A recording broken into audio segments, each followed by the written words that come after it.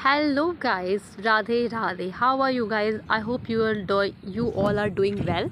So this is me Poonam and welcome back to my channel. Today I'm going to teach you the teaching methods of English जो कि हमारे REET pre में REET mains में हमको बहुत काम आने वाले हैं. So without wasting time, let's start. देखो, सबसे पहले हम थोड़ी हल्का सा इंग्लिश के बारे में थोड़ा सा मतलब इंग्लिश तो हमको पता है लेकिन भाषा के बारे में थोड़े से 2-3 लाइनें पढ़ेंगे. फिर हम इसके कैरेक्टरिस्टिक पढ़ेंगे. देन हम इंग्लिश लैंग्वेज के मेथड्स पे आएंगे. ठीक है ना. तो सबसे पहले है language is not taught, it is got. बिल्कुल सही बात है. लैंग्वेज को, कोई भी भाषा को हम कभी पढ़ा नहीं सकते, हम उसको कॉट करते हैं. यानी बच्चे को पकड़ने की क्षमता होनी चाहिए. यानी इंग्लिश बहुत ज़्यादा, मैंने भी इंग्लिश को पढ़ा नहीं है, इंग्लिश को कॉट करके ही सीखा है. तो ये एक प्रोसेस है. कॉट बोले तो पकड़ना होता है. यानी कि आप अनुकरण से सीख सकते हो इंग्लिश. कहने का मतलब ये है. कोई भी इंग्लिश नहीं, मतलब कोई भी लैंग्वेज. ठीक है ना. तो ये चीज़ आई थिंक आपको समझ आई होगी. ठीक है ना. मतलब ये वाली लाइन, ये फ्रेजल वर्ड है कुछ, है ना. कम्युनिकेशन क्या है? The process of exchange of thoughts and ideas is known as communication. Communication यानी संप्रेषण. ये क्या होता है? यानी लैंग्वेज का एक बहुत बड़ा हिस्सा है कम्युनिकेशन. कम्युनिकेशन हम लैंग्वेज के थ्रू करते हैं मोस्टली. ठीक है. वैसे फेशियल गेस्चर वगैरह से भी कम्युनिकेशन होता है, लेकिन वो एक अलग छोटा सा पार्ट है कम्युनिकेशन का. लेकिन जो मोस्टली जो सबसे इम्पॉर्टेंट है वो लैंग्वेज ही मीडियम है कम्युनिकेशन का. ठीक है. कम्युनिकेशन का मतलब संप्रेषण. एक दूसरे से हम बातें करते हैं, वो कम्युनिकेट करते हैं. ठीक है. हमारे थॉट्स और आइडियाज़ को जो हम दूसरों के साथ शेयर करते हैं वो होता है कम्युनिकेशन. ठीक है. नेक्स्ट हम बात करते हैं कैरेक्टरिस्टिक ऑफ लैंग्वेज. लैंग्वेज की कैरेक्टरिस्टिक यानी उसकी क्या क्या विशेषताएं होती हैं, जो कि बहुत ज़्यादा इंपॉर्टेंट है, ये समझना होगा. Language is evolutionary in nature. थोड़ा सा राइटिंग मैंने उस टाइम जल्दी में नोट्स बनाए थे, तो ठीक है. Language is evolutionary in nature यानी इसमें बहुत नए इवॉल्वेशन होते रहते हैं, नई चीज़ें आती रहती हैं. लैंग्वेज में कोई भी भाषा है उसमें नई चीज़ें, नवाचार आते रहते हैं. Language is a complex whole. काफ़ी जटिल प्रक्रिया पड़ जाती है. ठीक है. नॉर्मल सा पढ़ना, एक लाइन, इसमें कोई मतलब नहीं है कुछ खास. Language is dynamic and not static. Dynamic means परिवर्तनशील है, ये स्टेटिक नहीं होती. आज यहाँ की लैंग्वेज अलग है, तो वही लैंग्वेज कहीं चेंज भी हो सकती है. ठीक है. अपने यहाँ पे तो कहावत है कि हर कोस पे पानी बदले वाणी बदले, ऐसा कुछ है ना. तो वो लिखना कमेंट में जिसको आता है. तो लैंग्वेज डायनामिक है, परिवर्तनशील है. ठीक है. स्टेटिक नहीं है, स्थिर नहीं है कि ये लैंग्वेज में ये चीज़ लिख दी तो वही ही चलेगी, वो चीज़ चेंज भी हो सकती है. ठीक है. Language is a system of systems. ये सिस्टम्स का भी सिस्टम है. ठीक है. इसमें 4 चीज़ें हैं ये जो यहाँ पे पढ़नी होगी. इस लाइन में इस पूरे पेज में सिर्फ ये 4 चीज़ें सबसे इंपॉर्टेंट है. एक है मॉर्फोलॉजी, दूसरा है फिनोलॉजी, सेमेटिक्स और सिंटैक्स. ये 4 जो शब्द है ना, ये काफ़ी इंपॉर्टेंट है. इनको आपको थोड़ा सा अच्छे से पढ़ना है. मॉर्फोलॉजी क्या होता है? The study of formations of word. यानी कि शब्दों को बनाने की जो स्टडी है उसको मॉर्फोलॉजी कहते हैं. वर्ड्स यानी शब्दों को फॉर्म करने की जो स्टडी है, this is known as morphology. बात करें फिनोलॉजी, तो फिनो का मतलब ही होता है साउंड. तो study of sound system. Sound system यानी ए की साउंड अ, बी की साउंड ब, सी की साउंड के, ये जो साउंड सिस्टम है इसकी स्टडी करना ही फिनोलॉजी कहलाता है. ठीक है. बात करते हैं हम सेमेंटिक्स की, तो the study of meaning of words. जो भी हमने वर्ड पढ़े हैं, जो भी कोई वर्ड्स है, उनकी मीनिंग जानने की जो स्टडी है उसको बोलते हैं सिमेंटिक्स. और सिंटैक्स क्या होता है? सबसे इंपॉर्टेंट है, इस पर शायद क्वेश्चन आया था पहले. The arrangement of words in a sentence. Sentence के अंदर जो वर्ड्स का अरेंजमेंट होता है वो सिंटैक्स कहलाता है. इस पे स्टार लगाना चाहिए. Syntax the arrangement of words in a sentence. यानी कि पहले जैसे हिंदी में होता है कि पहले कर्ता आएगा, फिर क्रिया आएगी, फिर कर्म आएगा. अब इंग्लिश में भी ऐसा होता है ना, सब्जेक्ट वर्ब देन जो है, तो वो उस चीज़ को सिंटैक्स बोलते हैं. The arrangement of words in a sentence known as syntax. ठीक है. मॉर्फोलॉजी यानी the study of formation of word. Phonology the study of sound system. Semantics the study of meaning of words. And the syntax the arrangement of words in a sentence. ठीक है. Language is a social phenomenon. Okay. Language is symbolic यानी प्रतीकात्मक होती है. Languages are unique and modifiable यानी इसको परिवर्तनशील है, मॉडिफाई कर सकते हैं इसको. ठीक है. नेक्स्ट अगला पेज नहीं, मतलब पेज यही है, लेकिन अगला टॉपिक क्या है? Language skills. सबसे पहले listening, speaking, reading, writing.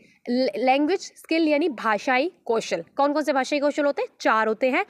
Listening speaking LSRW से हमको याद रहता है क्योंकि ये नेचुरल लर्निंग का एक नेचुरल सीक्वेंस ऑफ लर्निंग है। कोई भी लैंग्वेज को सीखने के लिए सबसे पहले श्रवण कौशल यानी लिसन, हम उस भाषा को सुनते हैं तब जाके हम उसका बोलना सीखते हैं। बोलने के बाद इंसान पढ़ना सीखेगा और पढ़ने के बाद वो जब पढ़ना सीख जाता है देन उसके बाद वो कहीं ना कहीं राइटिंग पे जाएगा। तो LSRW जो है वो एक नेचुरल सीक्वेंस है लर्निंग का। देन बात करते हैं जो लिसनिंग है एंड जो रीडिंग है वो पैसिव या रिसेप्टिव स्किल्स है, क्योंकि इसको ग्रहात्मक स्किल्स बोलते हैं, क्रियाएं, क्योंकि इसमें देखो जब हम कुछ लिसन कर रहे हैं तो हमारे कानों को कोई कष्ट नहीं है, हमारे कानों को सुनाई दे रहा है, हम सुन रहे हैं, हमने कोई काम नहीं किया है, ठीक है ना। वही बात करें अगर हम साथ में बात करते हैं, अगर हम साथ में रीड कर रहे हैं तो हमको सिर्फ हमारी आंखें सरसरी नज़र से आ रही है, हमको कुछ प्रोड्यूस करना नहीं पड़ रहा, ठीक है। वहीं दूसरी अगर बात करते हैं तो स्पीकिंग और राइटिंग की, तो स्पीकिंग और राइटिंग को एक्टिव स्किल्स बोलते हैं या प्रोडक्टिव स्किल्स बोलते हैं। वो इसलिए कहा जाता है क्योंकि अगर हम स्पीक कर रहे हैं तो अगर मैं बोल रही हूँ तो मेरे को शब्दों का निर्माण करके बोलना पड़ा, अगर मैं कुछ लिख रही हूँ तब मेरे को शब्दों का निर्माण, यानी इस टाइम मैं एक्टिव हूँ, मैं कुछ प्रोड्यूस कर रही हूँ। तो स्पीकिंग और राइटिंग को एक्टिव स्किल्स या प्रोडक्टिव स्किल्स बोलते हैं, वहीं लिसनिंग और रीडिंग को पैसिव स्किल्स बोलते हैं। गॉट इट, ठीक है। अच्छा, अभी आगे जो भी मैं बताऊंगी या फिर आगे भी फ्यूचर में आपको पता, फर्स्ट लैंग्वेज यानी प्राइमरी लैंग्वेज या फिर मदर लैंग्वेज यानी मातृभाषा, नेटिव लैंग्वेज जो उसको L1 बोलेंगे, L2 या फिर जो L2 बोलेंगे हम सेकंड लैंग्वेज को जो हमें सीखनी है, ठीक है। L2 दूसरी भी हो सकती है। टारगेट लैंग्वेज जरूरी नहीं टारगेट लैंग्वेज सिर्फ इंग्लिश ही हो, लोग फ्रेंच सीखते हैं, जापानीज़ सीखते हैं, बहुत सारी लैंग्वेजेस हैं जो सीख सकते हैं। टारगेट लैंग्वेज को that is language taught in the classroom, जो हमको क्लासरूम में सिखाई जा रही है, जिसके लिए हम काम कर रहे हैं, वो है हमारी टारगेट लैंग्वेज, ठीक है ना। English is known as the lingua franca of the world. Lingua का मतलब ऐसे होता है टंग, ठीक है। लिंगुआ फ्रेंसा बोले ये पूरा जो इसका मतलब है common language of the communication. English का इतना बोलबाला क्यों है? क्योंकि ये वर्ल्ड वाइड लैंग्वेज है, पूरे देशों में बोली जाती है। अब इंग्लिश जो है एक लिंकिंग लैंग्वेज भी है, क्योंकि जैसे फॉर एग्जांपल हम जापान गए तो उनको हमको जापानीज़ नहीं आती और उनको हिंदी नहीं आती, तो हम कम्युनिकेशन कैसे करेंगे? तो वो इंग्लिश लैंग्वेज ही एक ऐसी लैंग्वेज है जो वर्ल्ड वाइड बोली जाती है, तो इसको लिंगुआ फ्रेंचा ऑफ द वर्ल्ड बोलते हैं, ठीक है। अब है method of teaching of English teaching, जो भी है। अब इंग्लिश की बात करें तो अब लैंग्वेज से हट के अब इंग्लिश पे आ जाओ। अभी सिर्फ हमने कैरेक्टरिस्टिक पढ़े, LSRW समझा, कौन से एक्टिव स्किल्स है, कौन से पैसिव स्किल्स है वो पढ़ा, इसके अलावा हमने कुछ भी नहीं पढ़ा। Language is taught not got, ठीक है। ये वाली लाइन तो मेरी फेवरेट है। इससे अलावा आज हम एक टीचिंग मेथड कंप्लीट करेंगे, क्योंकि काफ़ी बड़े हैं, बहुत समझना पड़ेगा। इंग्लिश में लिखा है, मैं आपको ट्रांसलेट करके समझाऊंगी। आई होप अंडरस्टैंड करेंगे आप, है ना। थोड़ा सा ऊपर कर देते हैं इसको। ग्रामर कम ट्रांसलेशन मेथड, ये क्या है, कैसे? देखो, इसको बोलते हैं ग्रामर कम ट्रांसलेशन मेथड, इसको बोलते हैं GT मेथड या फिर क्लासिकल मेथड, क्योंकि ये काफ़ी पुराने टाइम से यूज़ कर रहा है। इसको क्लासिकल मेथड बोला है, इसलिए GT मेथड यानी ग्रामर कम ट्रांसलेशन मेथड। इसमें क्या, ग्रामर के रूल्स वगैरह रटाए जाते हैं और ट्रांसलेशन भी इसमें अलाउ है। ट्रांसलेशन यानी उसका जो भी इंग्लिश में लिखा है उसको मदर टंग में ट्रांसलेट करना। चलो उसको पढ़ के उसके बाद आपको समझाती हूँ। सबसे पहले, this is a method of learning foreign language through the formal study of grammar. इस मेथड में कोई भी फॉरेन लैंग्वेज की सीखने के लिए सबसे पहले आपको ग्रामर की फॉर्मल स्टडी कराई जाती है।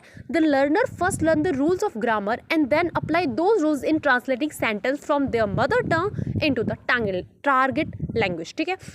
जब लर्नर यानी जो भी सीखने वाला है वो ग्रामर्स के रूल सीख जाता है, फिर उसको वो अप्लाई करता है और जो भी टारगेट लैंग्वेज है, जैसे टारगेट लैंग्वेज यहाँ हमारी इंग्लिश है, तो इंग्लिश को फिर वो ट्रांसलेट करके और रूल्स को अप्लाई करेगा। समझा? यानी यहाँ पे ग्रामर के रूल्स भी पहले रटाए जा रहे हैं, समझाए जा रहे हैं जो भी है, और ट्रांसलेशन भी हो रहा है, ठीक है। इसलिए इसको ग्रामर कम ट्रांसलेशन मेथड बोला है, ठीक है। और वाइस वर्सा, यानी ऐसा ही होता रहता है, ठीक है। Both grammar and translation, important line कि both grammar and translation are equally important है यहाँ पे, ठीक है। इसके मेन पॉइंट्स क्या है? This method allow unlimited use of mother tongue. इस मेथड में हमको बोला है कि भाई जितनी मर्जी तुम्हारी मर्जी है, अनलिमिटेड यूज करो मदर टंग का, मातृभाषा का पूरा प्रयोग किया गया है यहाँ पे अच्छे से। The people's mother language is use to explain the meaning of English words and phrases, ठीक है।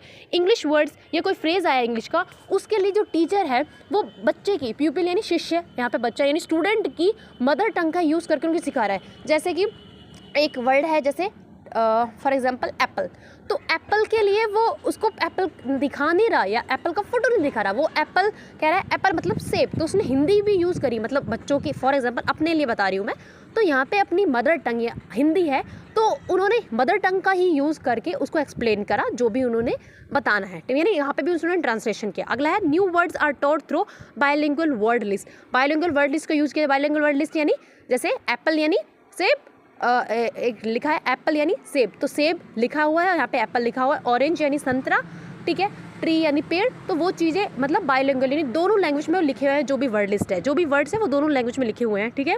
Grammar is taught deductively, rules to example, पहले रूल बता दिया, अब रूल्स से बच्चे एग्जाम्पल्स पे आ रहे हैं, ठीक है ना। वैसे ये मेथड अच्छा नहीं है, लेकिन हमको पढ़ना है तो हम उस हिसाब से पढ़ेंगे जो इसमें लिखा हुआ है, हम अपना कोई प्रेडिक्शन नहीं देंगे। द फॉलोइंग स्टेप्स है फर्स्ट, पहले बायलिंगुअल वर्ड लिस्ट को बताया जाता है, फिर ग्रामर के रूल प्रेजेंट किया जाता है, फिर ट्रांसलेशन कराया जाता है। तो ये एक ठीक है, ये आपको समझ आ गया होगा आई होप, ठीक है। This method focus on the skills of reading and writing. अच्छा, इसका जो डिसएडवांटेज यही था कि भैया इन्होंने रीडिंग और लिखने पे और पढ़ने पे जोर दिया, ठीक है। It pays no systematic attention to correct pronunciation. Pronunciation यानी स्पीकिंग पे इन्होंने कोई भी ध्यान नहीं दिया। इन्होंने कहा कि बस तुमको ग्रामर आ जाए, ग्रामर से आप ट्रांसलेट करके वो आप ट्रांसलेट करके मदर टारगेट लैंग्वेज थोड़ी सी सीख जाओ, बस आप पढ़ लो और लिख लो, सिर्फ इन्होंने इतना ही ध्यान दिया, ठीक है। टीचर्स रोल क्या है? The teacher is the authority in the classroom, the student do as the teacher say. अब यहाँ पे टीचर, ये टीचर सेंटर्ड एक तरफ देखा जाए तो टीचर सेंटर्ड मेथड हो गया, क्योंकि टीचर को अथॉरिटी है, टीचर जो कहेगा वो स्टूडेंट को करना रहेगा, ठीक है। बात करते हैं आगे, इंटरेक्शन की बात करें तो इसमें जो क्या interaction, most of the interaction is the method is from the teacher to the student. ये बच्चे तो पैसिव होकर सुन रहे हैं, जो उन्होंने कह दिया, उन्होंने ग्रामर का रूप पढ़ाया, ठीक है, वो बच्चे ने समझा, ठीक है, ट्रांसलेशन कराया तो वो भी सर ने कराया। तो इसमें most of the interaction sir की तरफ से होता है, टीचर्स की तरफ से होता है, सर या मैम जो भी है, टीचर की तरफ से इंटरेक्शन हो रहा है, बच्चे यहाँ पे पैसिवली बैठे हैं। गोल क्या है? The method is based on the belief. अच्छा, ये गोल बहुत इंपॉर्टेंट है यहाँ पे, ये जो हाँ, यहाँ पे अगर गोल देखें तो गोल इसका ये है कि भैया तो नई लैंग्वेज जो सीख रहा है उसका बस यही गोल है कि उस लैंग्वेज में जो भी लिटरेचर लिखा है ना उसको तो अच्छे से पढ़ सके, ठीक है। The purpose of learning a new language is to be able to read literature written in that language. उस लैंग्वेज में जो लिटरेचर लिखा है ना उसको आप अच्छे से पढ़ लो, बस यही इसका गोल है, ठीक है। The ability to communicate in the target language is not a goal of the method. इसमें भैया उस लैंग्वेज में हम कम्युनिकेशन कर पाए, ये इसका गोल नहीं है, जो कि इसका डिसएडवांटेज बन गया, ठीक है। टीचर रिस्पॉन्स टू एरर्स, बच्चे जो टीचर है अगर बच्चे गलती करते हैं तो उसका टीचर पर क्या रिस्पॉन्स है? If the student make error the teacher correct them, उसको करेक्ट कर देता है उसी time. If the student don't know the right answer the teacher tell the right answer. तो इसमें बच्चों को कोई विकास नहीं हो रहा, बच्चे को एक मौका ही नहीं मिल रहा कि वो खुद से करे या फिर उसको दोबारा टीचर अगर गलत करा है बच्चे को नहीं तो उसको सही करता है, अगर बच्चे को आता नहीं तो टीचर सिखा देता है, बस मतलब टीचर करा देता है। This method has no psychological base but it has physiological base. इसका कोई साइकोलॉजिकल मनोवैज्ञानिक कोई भी ऐसा बेस है नहीं, लेकिन एक फिजियोलॉजी बना रखी है लोगों ने कि grammar is the soul of the language, यानी ग्रामर तो आत्मा है किसी भी लैंग्वेज की। मतलब ग्रामर सिखा दो तो बच्चा उस लैंग्वेज को सीख जाएगा। Words of a foreign language can be easily explain through translation. और दूसरी ये कि भैया अगर कोई फॉरेन लैंग्वेज सीखनी है तो उसको ट्रांसलेट करके सीख लो, बच्चा सीख जाएगा। ये एक फिजियोलॉजिकल बेस है, कोई साइकोलॉजिकल मेथड है ही नहीं है, ठीक है। In this method accuracy is more important than fluency. बहुत सही बात लिखी है, एक्यूरेसी को ज़्यादा इंपॉर्टेंट माना। एक्यूरेसी बोले तो पढ़ने और लिखने की, उन्होंने फोकस इसी पे किया है कि रीडिंग पे और वो राइटिंग पे फोकस किया है। उन्होंने प्रोनाउंसिएशन यानी कि स्पीकिंग और लिसनिंग को तो वो भूल ही गए बिल्कुल, ठीक है। फ्लुएंसी बोले तो फ्लुएंसी यानी बोलने की क्षमता को तो उन्होंने ध्यान ही नहीं दिया। Text book play a very important role, बिल्कुल ठीक है, टेक्स्ट बुक तो इसमें इंपॉर्टेंट रोल प्ले करेंगी। एडवांटेज क्या है कि GT method is inexpensive method, कोई पैसा वैसा खर्च किया ही हो रहा है इसमें, कुछ नहीं। It suit an average teacher, on an average teacher जो नॉर्मल टीचर है उसको भी कोई ट्रेन टीचर की ज़रूरत नहीं है, एवरेज टीचर भी ये पढ़ा देता है। It is useful for over crowded classes, जिस क्लासरूम्स यानी जहाँ पे बहुत ज़्यादा बच्चे हैं, 50 का 60 का बच्चे हैं एक क्लासरूम में, वहाँ पे जीटी मेथड काम करता है, ठीक है, मतलब यूज़फुल है। डिसएडवांटेज क्या है कि it is not a natural method. सबसे पहले नेचुरल मेथड नहीं, नेचुरल मेथड क्यों नहीं भैया, ये नेचुरल LSRW को ही फॉलो नहीं कर रहा तो नेचुरल मेथड कहाँ से हुआ? नहीं हुआ ना। दूसरी बात, it ignore the skill of listening. सबसे जो इसकी वाहियत बात यही थी कि ये लिसनिंग एंड स्पीकिंग को तो बिल्कुल इग्नोर ही कर रहा है, जो कि बिल्कुल ठीक नहीं है। डायरेक्ट मेथड हम बाद में पढ़ेंगे नेक्स्ट वीडियो में, लेकिन डायरेक्ट मेथड में क्या है, चलो ठीक है, उसके बाद में बता दी हूँ। डायरेक्ट मेथड इससे बिल्कुल उल्टा हो जाएगा, बिल्कुल उल्टा आ जाएगा। फिर इसके बाद एक और मेथड आएगा, प्यारे प्यारे मेथड से अच्छे से समझोगे तो अच्छे से समझ आएंगे। इस मेथड पे क्या है, वापस एक बार हल्का सा रिवाइज करते हैं आपके लिए। इस मेथड में हमको क्या बताया गया, इसमें सबसे पहले तो ग्रामर की रूल डिडक्टिवली बच्चे को, यानी रूल बताया जाता है, रूल से बच्चा एग्जाम्पल पे आता है, बच्चे को रूल बताया जाता है और बच्चा ट्रांसलेशन करके सीखता है। बस इंपॉर्टेंट बात इसमें क्या है, रीडिंग और राइटिंग पे ही जोर दिया गया है और कोई भी सिस्टमेटिक उन्होंने अटेंशन नहीं दिया है प्रोनाउंसिएशन वगैरह पे, यानी बच्चों की स्पीकिंग की स्किल को तो बिल्कुल डब्बा गोल कर दिया उसका, ठीक है ना, अपनी लैंग्वेज में बोले तो।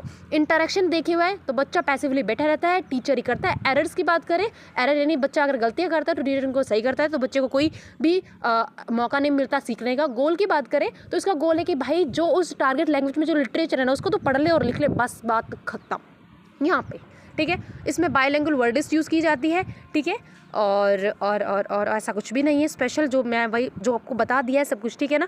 और इसका कोई भी साइकोलॉजिकल बेस नहीं है, यानी साइकोलॉजिकल मेथड नहीं है, फिजियोलॉजिकल मेथड है कि लोग सोचते हैं कि ग्रामर सीख लिया तो भैया हो जाएगा तेरा काम, बट ऐसा होता नहीं है। और ये एक्यूरेसी